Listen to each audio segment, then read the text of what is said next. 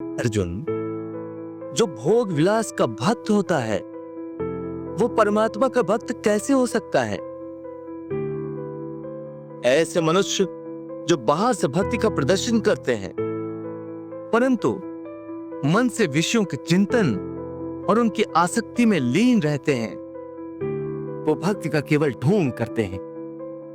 हे मधुसूदन, तुम तो कहते हो कामनाओं का त्याग करके स्थित प्रज्ञ बन जाओ, परंतु स्थित प्रज्ञ बनने के लिए सबसे आवश्यक क्या है?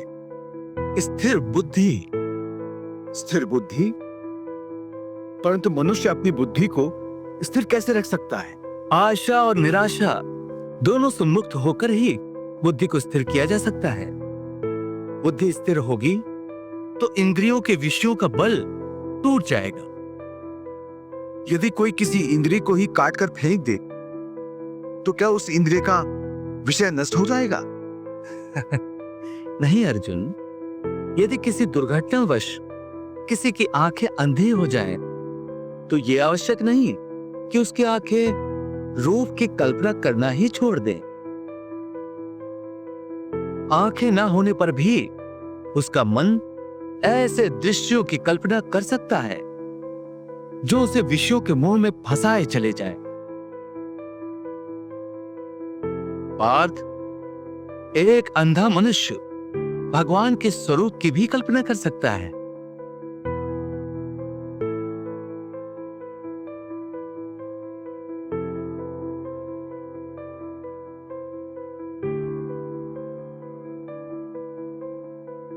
और एक नारी के शरीर की भी कल्पना कर सकता है।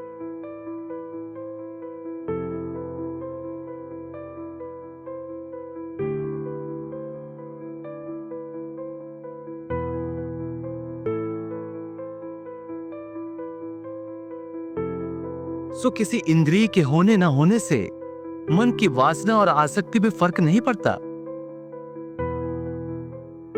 हे अर्जुन, कई लोग अपनी इंद्रियों पर बड़ी कठोरता से निग्रह करने के लिए बड़े कठिन व्रत और उपवास रखते हैं।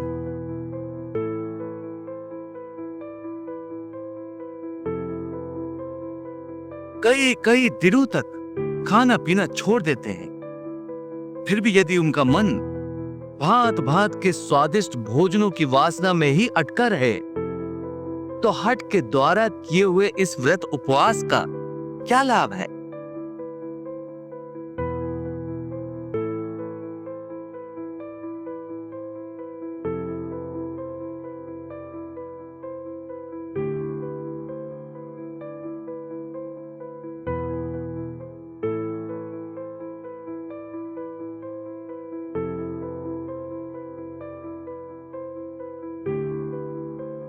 ऐसे लोग हठ के द्वारा अपनी इंद्रियों को सुखाकर निर्बल तो कर देते हैं,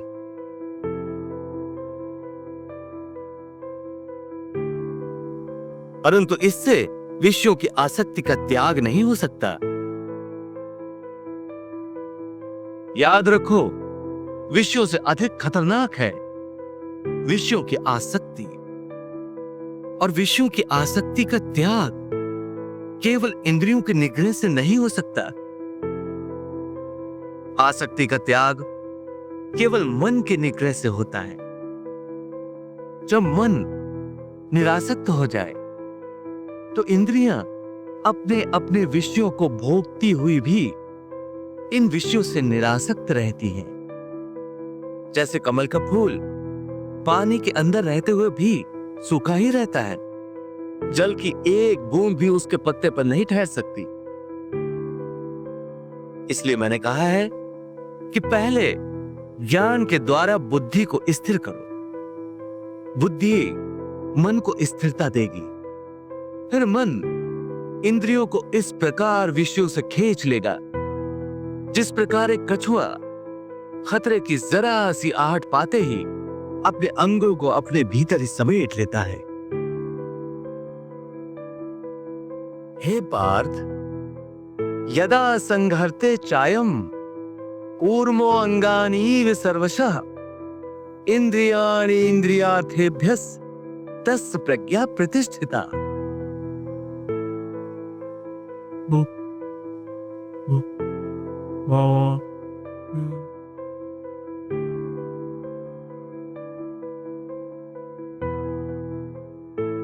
योगी नहीं, ढोंगी होते हैं। इन्हें मिथ्याचारी कहते हैं। विषया विनिवर्तन्ते निराहारस्य देहिनः रसवर्जम रसोप्यस्य परम दृष्ट्वा निवर्तते।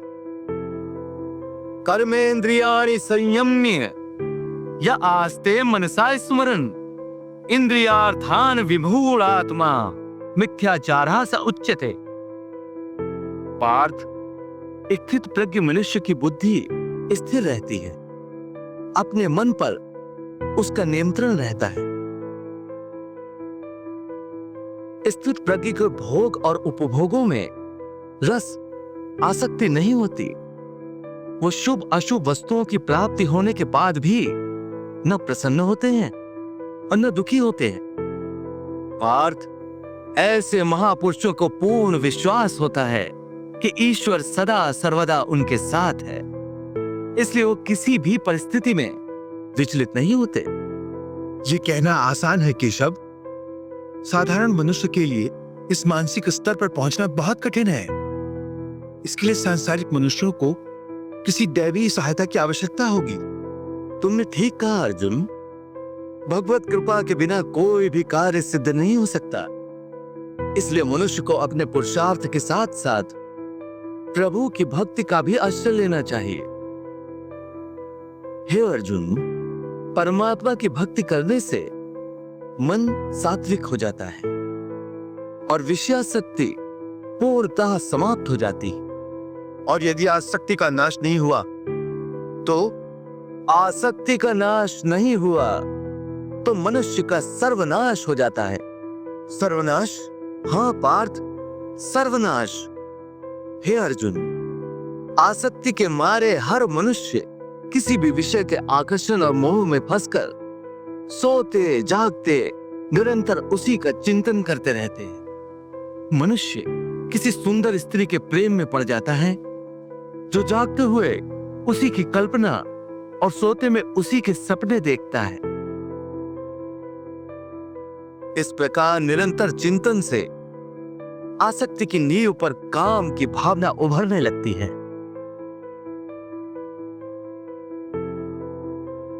काम या वासना में थोड़ी भी रुकावट आने से क्रोध का आगमन हो जाता है।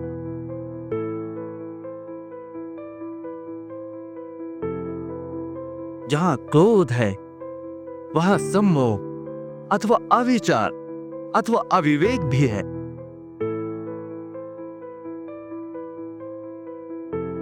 जिस प्रकार प्रचंड वायु के झोंके से दीपक की ज्योति बुझ जाती है, उसी प्रकार काम जनित अविवेक की आंधी से मनुष्य की स्मृति नष्ट हो जाती है। और जब स्मृति भ्रष्ट हो जाता है तब बुद्धि नाश में कितना समय लगता है पार्थ। चैतन्य का नाश होने पर जो दशा शरीर की होती है, ठीक वही दशा बुद्धि का नाश होने पर मनुष्य की हो जाती है। बुद्धि नाश के कारण मनुष्य का भी सर्वनाश होता है। ये तो विषयान पुंसः संगस्तेषु उपजायते संगात संजायते कामः कामात् क्रोधः अभिजायते क्रोधात् भवति सम्मोहः सम्मोहात् स्मृति विभ्रमः स्मृति भ्रंशात् बुद्धिनाशो बुद्धिनाशात् प्रणश्यति। इतनी महत्वपूर्ण बात कही है प्रभु ने कि काम के कारण अंततः मनुष्य का सर्वनाश हो जाता है। परंतु भगवान, वास्तव में काम तो एक शक्ति स्रोत है, फिर वो सर्वनाश का कारण कैसे हो सकता है? हाँ देवी, आपने ठीक कहा कि काम एक शक्ति स्रोत है जिसके द्वारा मनुष्य जीवन में परमानंद को प्राप्त कर सकता है। परंतु यदि काम की शक्ति मनुष्य के नियंत्रण में न रहे तो वही शक्ति प्राणी का सर्वनाश कर देती है। प्रभु, आप ये कैसे विरोधी बातें कर रहे हैं? मैं सत्य कह रहा हूं देवी कि कोई भी शक्ति हो, यदि उसका दुरुपयोग किया जाए तो वो परम विनाशकारक हो जाती है, और सदुपयोग किया जाए तो वह वरदान बन जाती है। इसी प्रकार काम की शक्ति जो वरदान भी हो सकती है और श्राप भी। भगवान, मैं समझी नहीं। देवी, काम के अधीन होने के बजाय यदि काम को अपने अधीन कर लिया जाए तो मनुष्य का जीवन सुखमय हो जाएगा। देवी, आकर्षण, प्रेम, वासना, ये सब तो काम के ही रूप है। जब उदात्त भावना मन में होती है तब काम प्रेम का स्वरूप धारण करता है। फिर वही प्रेम भक्ति का रूप धारण कर लेता है। जब काम के अधीन मनुष्य हो जाता है तब यही काम वासना में बदल जाता है और मनुष्य को पशु बना देता है। पशु बन जाता है तब अत्याचार और अनाचार का जन्म होता है। काम जैसी शक्ति मनुष्य के लिए एक श्राप बन जाती है। इसलिए प्रभु अर्जुन को कर्मयोग की साधना के द्वारा आसक्ति का त्याग करने की शिक्षा दे रहे हैं। देवी, यदि आसक्ति का त्याग नहीं किया तो मनुष्य का पतन निश्चित है, क्योंकि आसक्ति तीव्र होने पर काम की उत्पत्ति होती है और यही काम मनुष्य को सर्वनाश की ओर ले जाता है। इसका अर्थ केशव, आसक्ति सर्वनाश का मूल है। हाँ अर्जुन, इसलिए तो मैं तुम्हें निरासक्त होने को कह रहा हूं, स्थित प्रज्ञ होने को कह रहा हूं, क्योंकि स्थित प्रज्ञ की स्थिति निष्काम कर्मयोग की चरमावस्था है।